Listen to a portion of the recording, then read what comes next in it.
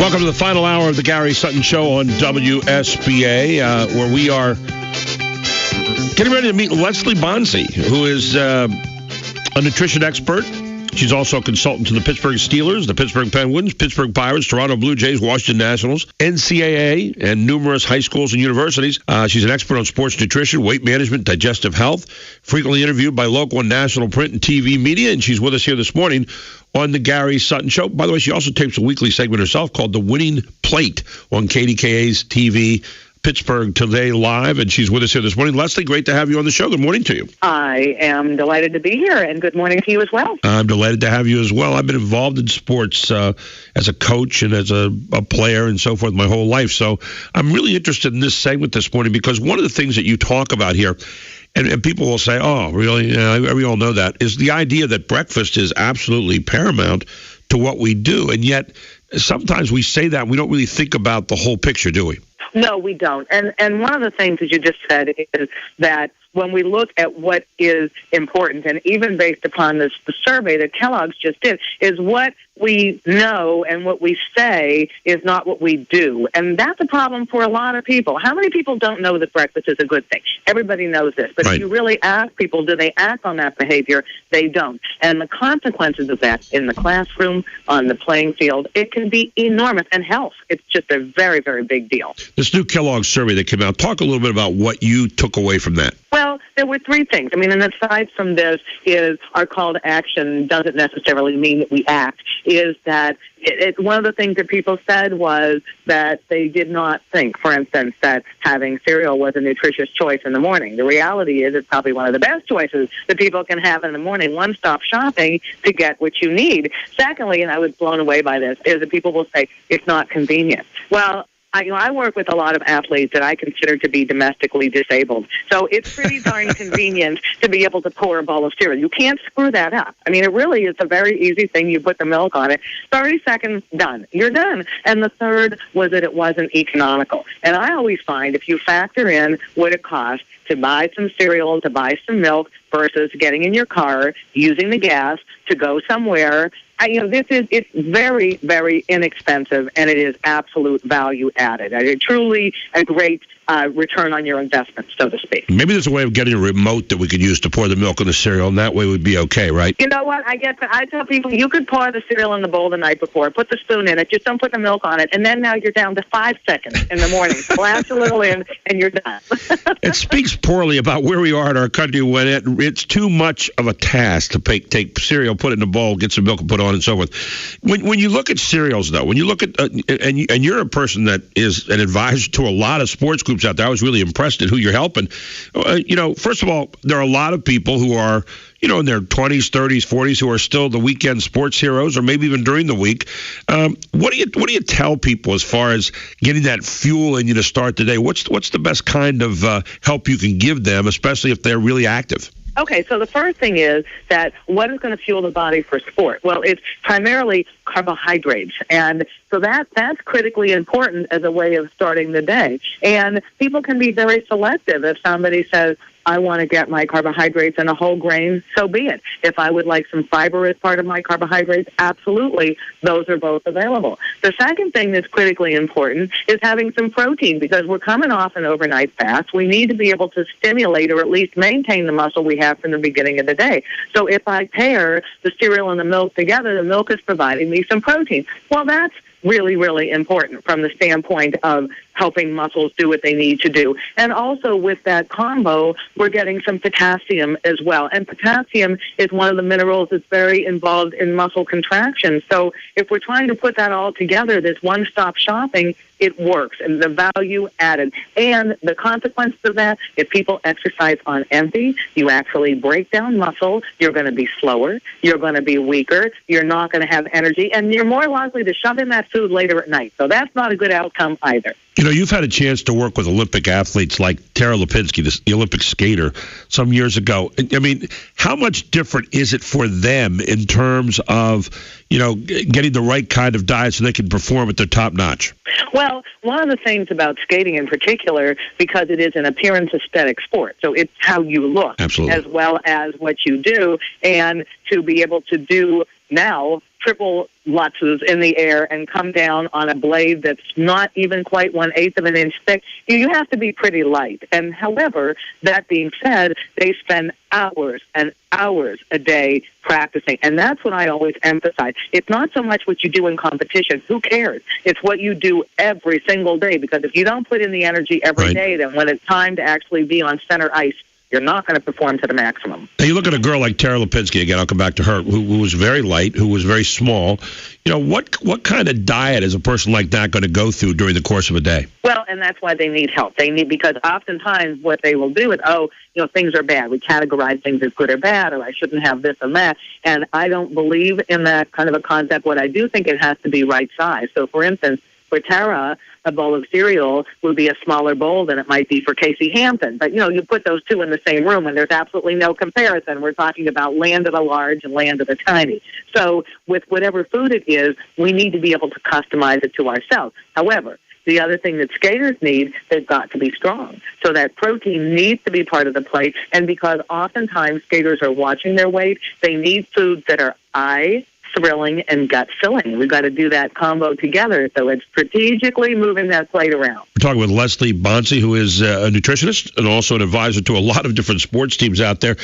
Sports have different actions. You look at something that's kind of anaerobic, like the Pittsburgh Penguins in hockey. You look at a game like baseball, for example, which is relatively more sedate in a lot of ways. Do you tailor breakfast to different kinds of situations here, Leslie, as you go along? And that might even be for us in daily life, where someone sits at a desk or someone who's much more active. Yes. And certainly the more active that somebody is, the higher their energy demands are. So they're going to have more as part of the entire day. But breakfast is a very, very critical time to be able to think about that. And what I might do, if I have an athlete that's going to be lifting more, is I might actually want them to have more protein in the morning. So what might I do? I might take that cereal and put it on Greek yogurt and give them more protein. Okay. Or when I have an athlete in the morning who says to me, I'm too tired to chew. I hate that excuse. Oh. But when somebody says that, you can make a smoothie and you can actually add the fiber in. These blenders will blend everything, including limestone. So you can put the cereal in there and blend it, and now you have the way you need it. And the other thing that's critically important for my athletes is they've got to have some fat as part of their morning meal. And so I could use nuts, I could use nut butter. Avocado, probably not necessarily in the morning, but some people do. So I'm going to customize it to the form that they like, to the taste that they want, and the amount that they need to have. Leslie, when you look at the morning start to the day, I mean, obviously the most important, and yet a lot of us still don't believe that. A lot of us, grab the suitcase or the briefcase or whatever it might be and run, and we say, I'll grab a candy bar or grab something like that. Give me what a good breakfast really is, and what a good breakfast is not, in terms of the things that we should look for. Right. And so the first thing is, when we're doing this little checklist, is a good breakfast is going to have some carbohydrate, absolutely, without a doubt. Right. And I'm going to specify that to say I want it whole grain with some fiber. Otherwise, we're playing catch up. And that's why I think cereal works beautifully. I think a good breakfast also has some carbohydrate in the form of some fruit, and because you get the chew factor in the fruit. So it might be the banana, or it might be strawberries, or whatever else it is that somebody wants to use. Secondly, a good breakfast is going to have some protein in it. If that is the milk being poured on the cereal, if that is because somebody's doing a Greek yogurt, if somebody says, I want my cereal dry, but perhaps I'm going to have something else with it, an egg, whatever it's going to be, I need protein on that plate. And the other thing that I need to have on that plate is I need to have a little bit of fat. It doesn't have to be a jar of mayonnaise at a meal, but I need a little bit of it there, because that's the staying power over the day. And I don't think there are that many people who would be able to honestly assess their breakfast Monday through Sunday and say, yep, every day I did it. But indeed, everybody needs to.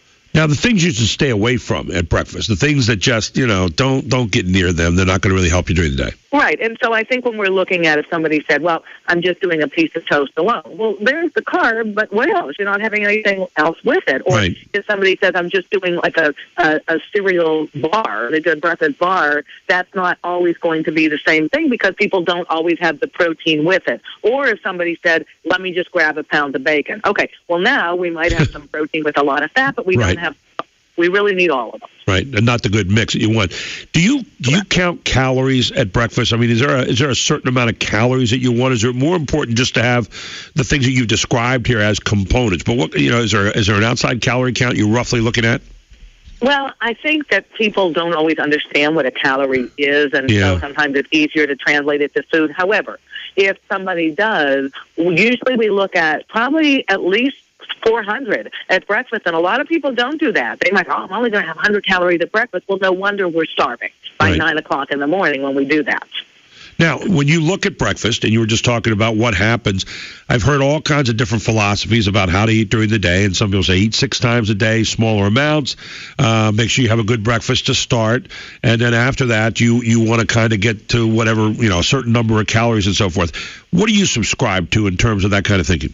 Well, people oftentimes will say it's better to have smaller, more frequent meals if you want to lose weight. Right. Unfortunately, people have selective hearing. They hear more frequent, they don't hear smaller. So that's the first problem. Okay. It doesn't always work. No cherry picking, yeah. That's not what the science shows. The science shows that if people eat 3 times a day, that's absolutely fine for the body of maintaining a metabolism that works the way it does, that should, to burn calories appropriately. I really don't like the idea of 6 because I think it's very difficult for people to sustain that type of an eating pattern every day of the week. It's impossible. 3.5 I like. So 3 meals and then 1 snack that you put in that period of time where you have the longest time between the meals. When you have talked to people who play on the various teams that you're a consultant to, like the Steelers, like the Penguins, there's a lot of energy spent by those teams. Have you ever heard anybody come back to you? What's the weirdest question they've ever come back to you with?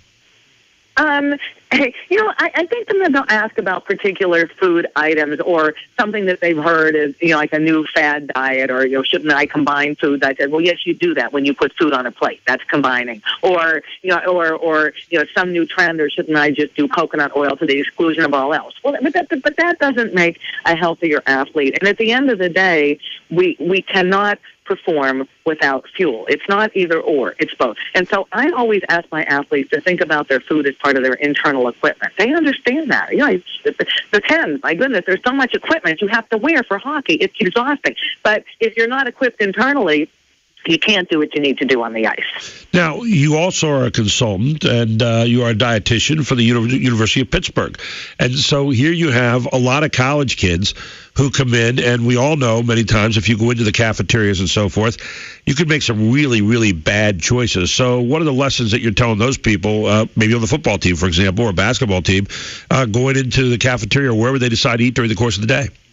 And one of the things that I always tell them is don't take a tray, because that's always a bad idea. When you take a tray, you can put too much on. So you only go up with a plate or a bowl, because you can always go back and get a little bit more.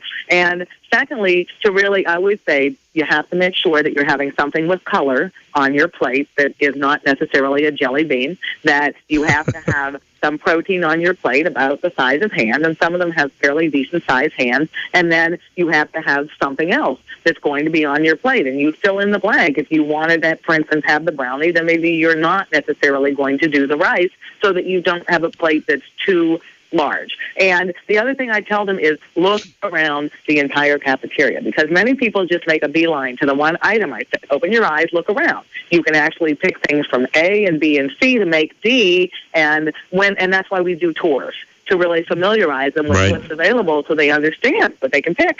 Leslie, we're going to take a very quick break. Going to come right back with you. I want to ask you about, in a day and age where many people are dealing with fast food every day, are there fast foods that are okay for breakfast or not? You tell us the list when we come back. Leslie Bonci, who's a sports nutritionist, rejoins us here on the Gary Sutton Show right after this on News Radio 910 WSBA.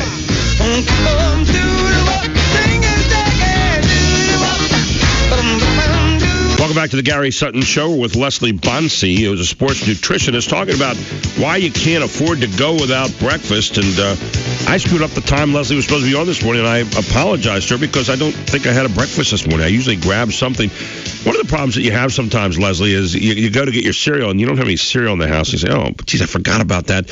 And you get out there, and we go into that fast food culture kind of thing, and I noticed that one of the places now has, they're doing egg whites instead of the yellow egg, and it's like 250 calories. You're kind of looking at that, and you're watching what you eat.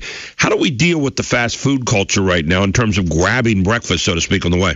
Well, and certainly, I'd say one of the things about grabbing breakfast and portability is that cereal always works in that regard because you can. But in the event that it is not around, yes, I think that fast food has done a great job. There's some breakfast sandwiches that are going to be higher protein, using more whole grain bread. That's an option. Or even if somebody said, I grab a yogurt and I can't eat it right now, but I'll go and grab some cereal somewhere and put it on there, and then we could kind of pair those two things together. The biggest issues about eating breakfast out is watching some of those items like the pastries, right, the donuts, those types of things where you really get so little back for the calories that are in there. I mean, they're very energy dense, but they're not nutrient rich, and that's what we don't want. And I'm a little upset about that. Why Cinnabons can't be on the list of good stuff to eat. You know what? It tastes great. I mean, there's no doubt about that, but it feeds a family of 12.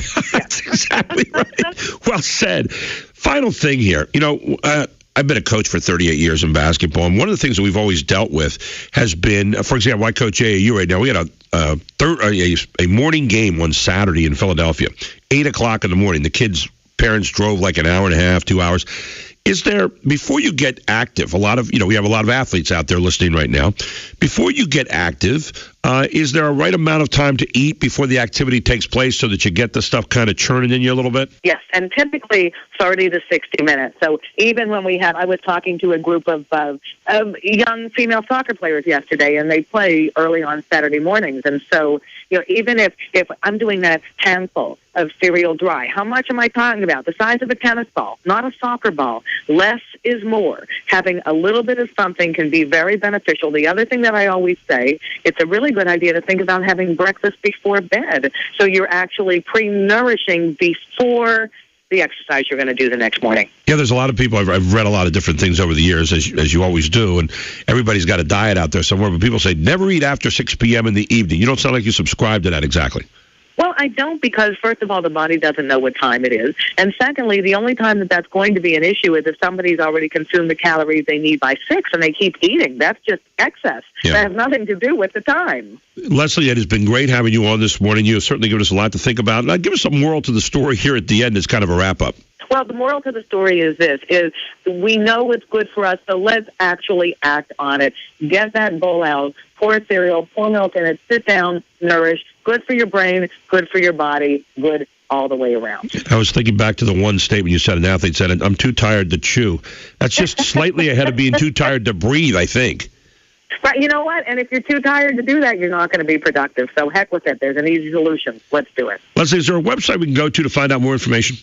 Yes, the website is Kellogg's, KELLOGGS.com, and click on nutrition. There you go. Leslie, it's been great having you on this morning. Hope we can do it again sometime in the future. I would love to, Gary. Thank you so much. Thank you. Take care. Leslie Bonci, who is a sports nutritionist, with us here on the Gary Sutton Show. Something as easy as eating breakfast, and yet, we often don't do that. And I like to get those kind of things out there sometimes, because for me even, it's you're on the run, and you say, geez, do I have time to really sit down and have breakfast? And you really have to do some planning here a little bit.